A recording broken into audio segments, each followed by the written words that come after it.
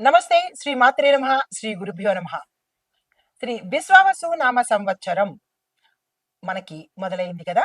అయితే ఏప్రిల్ నెల 2025 మాస ఫలితాలు ఎలా ఉండబోతున్నాయి అంటే, ఉగాది అయిపోయిన వెంటనే ప్రతి ఒక్కళ్ళకి ఉత్సాహంగా ఉంటుంది. అమ్మో, ఏప్రిల్ నెల వచ్చేసింది, మాకెలా ఉంటుంది, మాకెలా ఉంటుంది, కష్టాలు తీరిపోతాయా, సుఖాలు వస్తాయా, సంతోషాలు ఉంటాయా అని ప్రతి ఒక్కళ్ళు ఆతృతతో ఎదురు చూసే సమయం వచ్చేసింది. అయితే ఈ ఏప్రిల్ నెలలో మనము గ్రహస్థితులు ఎలా ఉండబోతున్నాయి, ఏ ఏ రాసులు ఎలా ఫలితాలు పొందుతారు, దీనితో పాటుగా ఏ గ్రహము ఏ ఇంటి నుంచి అంటే వాటి యొక్క స్వస్థానం నుంచి ఏ స్థానంలోకి పెడుతున్నాయి, ఏ ఇంట అంటే ఏ రాశిలో గ్రహ సంచారం చేస్తున్నాయి, ఇచ్చే ఫలితాలేంటి, ఏ సమయంలో మారుతున్నాయి అనే మొత్తము పరిశీలన ఇప్పుడు నేను మీ ముందు ఉంచబోతున్నాను. మీ ఉత్సాహం కూడా అర్థమైంది. అయితే ముందుగా గ్రహస్థితులు పరిశీలించినట్టయితే అన్ని రంగాల వాళ్ళకి అంటే మేషరాశిలో మనకి చాలా రంగాల వాళ్ళు ఉంటారు కదా. ఈ అన్ని రంగాల వాళ్ళకి శుభ ఫలితాలు, తర్వాత పరిహారాలు చెప్తాను. దీంతో పాటు విద్య, ఉద్యోగము, వ్యాపారము, వ్యవసాయము, ఆరోగ్యము, కుటుంబము, రాజకీయాలు, దేశ ఆర్థిక పరిస్థితి మీద సమగ్ర విశ్లేషణ ఇస్తాను. తర్వాత ఇవన్నీ ఇవ్వడంతో పాటు మీ సమస్యలకి పరిష్కారాలు కూడా వివరంగా చెప్తాను. అయితే ముందు ఏప్రిల్ నెలలో గ్రహస్థితి ఎలా ఉండబోతోంది అంటే కనుక, ముందుగా సూర్యుడు మీన రాశిలో ఏప్రిల్ 13 వరకు ఉంటాడు. ఆ తరువాత అంటే 14వ తారీఖు నుంచి మేషరాశిలోకి ప్రవేశం చేస్తున్నాడు.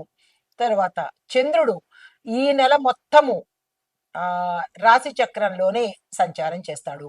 కుజుడు ఏప్రిల్ 4వ తారీఖున మేషరాశిలోకి మార్పు చెందుతాడు. తరువాత బుధుడు మేషరాశిలో ఏప్రిల్ 10 వరకు వక్రస్థితిలో ఉండి ఆ తరువాత వృద్ధి స్థితిని పొందుతాడు. గురుగ్రహము మేషరాశిలో శుభయోగాన్ని అందిస్తున్నాడు. శుక్రుడు మేషరాశిలో ఏప్రిల్ 19 వరకు ఉండి ఆ తరువాత వృషభంలోకి ప్రవేశిస్తాడు.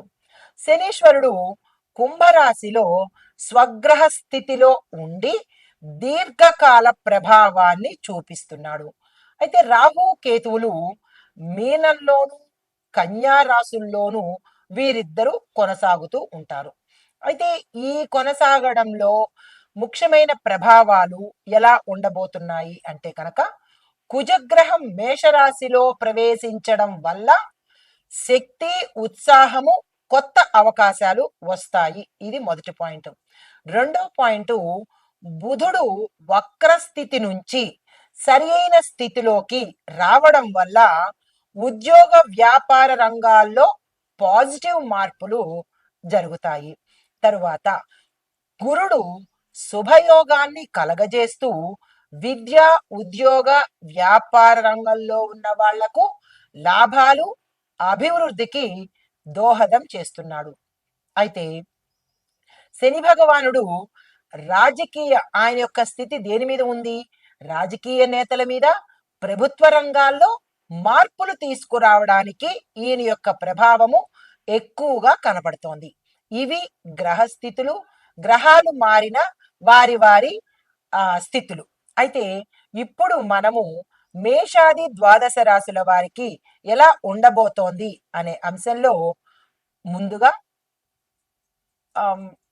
ఏప్రిల్ నెల 2025 కొత్త సంవత్సరము విశ్వావసునామ సంవత్సరంలో మేషాది ద్వాదశ రాశుల వారికి, విద్యార్థులకు, ఉద్యోగస్తులకు వ్యక్తిగతంగాను ఆరోగ్య స్థితులు, వ్యాపార స్థితులు, రాజకీయ స్థితులు, దేశకాలమాన పరిస్థితుల్లో ఆర్థికంగా ఎలా ఉండబోతోంది, వ్యవసాయదారులకు ఎలా ఉండబోతోంది అనే అంశంలో తదుపరి రాశి కన్యా రాశి. ఈ రాశిలో ఉండే విద్యార్థులు పోటీ పరీక్షల్లో విజయం సాధించే అవకాశం కనబడుతోంది. సాంకేతిక విద్యలో అంటే టెక్నాలజీ పరంగా చదువుకునే విద్యార్థులకు మంచి మంచి అవకాశాలు రావడము, విదేశాలు వెళ్ళడము జరుగుతుంది. ఉద్యోగస్తులకు చూసుకున్నట్టయితే ప్రైవేట్ ఉద్యోగాల్లో ఉన్న వారికి పదోన్నతులు వచ్చే అవకాశము, ట్రాన్స్ఫర్స్ అయ్యే అవకాశము, ప్యాకేజీ పెరిగే అవకాశము, కొత్త బాధ్యతలు కూడా తీసుకునే అవకాశము కలగబోతోంది. అయితే వ్యాపారస్తులకు చూసుకున్నట్టయితే నూతన పెట్టుబడులకు ఇది చాలా చక్కని సమయము. వెంటనే ఆ ప్రయత్నం చేసుకోండి. టెక్స్టైల్, ఫుడ్ ఇండస్ట్రీలో బిజినెస్ చేసే వాళ్ళకి చాలా లాభాలు వచ్చే అవకాశము, విస్తృత శ్రేణిలో మీ అంటే మీ వ్యాపారాలు అభివృద్ధి చెందడంతో పాటు లాభాలు కూడా వచ్చే అవకాశం కనబడుతోంది. పెట్టుబడులు పెట్టుకోవాలంటే కనుక this is the right time. వెంటనే పెట్టుకునే ప్రయత్నం చేయండి. వ్యవసాయదార రంగానికి చూసినట్టయితే మిశ్రమ ఫలితాలు గోచరిస్తున్నాయి. వర్షాభావం కొంత ప్రాంతానికి ఇంపాక్ట్ పడబోతోంది.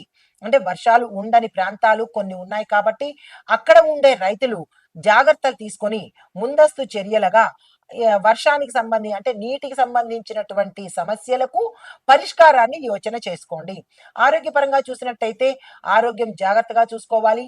కీళ్లకు సంబంధించినటువంటి రుగ్మతలు, సమస్యలు, ప్రమాదాలు జరిగే అవకాశం ఉంది. జాగ్రత్త తీసుకోండి. అలసట కూడా పెరిగే అవకాశం ఉంది. జాగ్రత్తలు తీసుకోండి. కుటుంబపరంగా చూసినట్టయితే శుభకార్యాలు చేస్తారు, శుభవార్తలు వింటారు. శుభకార్యాల కోసము ధనము అప్రయత్నంగా ఆ సమయానికి వచ్చి చేరుతుంది. భవిష్యత్ ప్రణాళికలు ఏమైనా వేసుకోవాలి అంటే కనుక దేని గురించి అయినా సరే మీ కుటుంబానికి సంబంధించినటువంటి ప్లాన్స్ ఏవైనా, డెసిషన్స్ ఏమైనా తీసుకోవాలంటే ఈ సమయం చాలా తర్వాత రాజకీయ రంగ పరంగా చూసినట్టయితే రాజకీయ నాయకులకు ఇది చాలా అనువైన సమయము. మీరు ఏ ప్రణాళికలు వేసినా సక్సెస్ అవుతాయి. అయితే వ్యూహాత్మక నిర్ణయాలు చాలా జాగ్రత్తగా తీసుకోండి. అవి విజయాన్ని తెచ్చిపెడతాయి. మంచి పేరును కూడా ఇస్తాయి. అయితే దేశ ఆర్థిక పరిస్థితి ఎలా ఉండబోతోంది అంటే కొత్త కొత్త పెట్టుబడులు దేశ ఆర్థిక వ్యవస్థను మరింత ముందుకు తీసుకెళ్లడంతో పాటు మెరుగుపరుస్తాయి. ప్రభుత్వ నిర్ణయాలను అంటే ఎలాంటి నిర్ణయాలు అంటే నిధులకు సంబంధించిన లబ్ధిదారులకు కొంత ఊరట కలిగే అవకాశం కనబడుతోంది. అయితే రాశిపరంగా శుభ ఫలితాలు, ఉద్యోగ వ్యాపారాలలో పురోగతి కనబడుతోంది. కుటుంబ పరంగా ఆనందం ఉంది. అయితే అశుభ ఫలితాలు ఏంటి అంటే అనారోగ్య సమస్యలు చాలా తీవ్రతరంగా ఉన్నాయి. జాగ్రత్తలు తీసుకోండి. ధనానికి సంబంధించినటువంటి ఇక్కట్లు కానీ ఖర్చులు కానీ లేదా పోగొట్టుకోవడం కానీ ఇలాంటివి గోచరిస్తున్నాయి. జాగ్రత్తలు తీసుకోండి. మీకు చెప్పదగిన పరిహారాలు గణపతి ఆరాధన చెయ్యండి. గణపతి ఆలయాలను సందర్శించుకోండి. దీనితో పాటు సాధ్యమైనంత వరకు ఏ పనికైనా వెళ్ళేటప్పుడు కానీ డెసిషన్స్ తీసుకునేటప్పుడు కానీ ఆకుపచ్చ రంగు వస్త్రాలను ధరించి కనుక తీసుకున్నట్టయితే కొంత సానుకూలమైన ఫలితాలు గోచరిస్తున్నాయి. ఆ ప్రయత్నం చేసుకోండి. నమస్తే.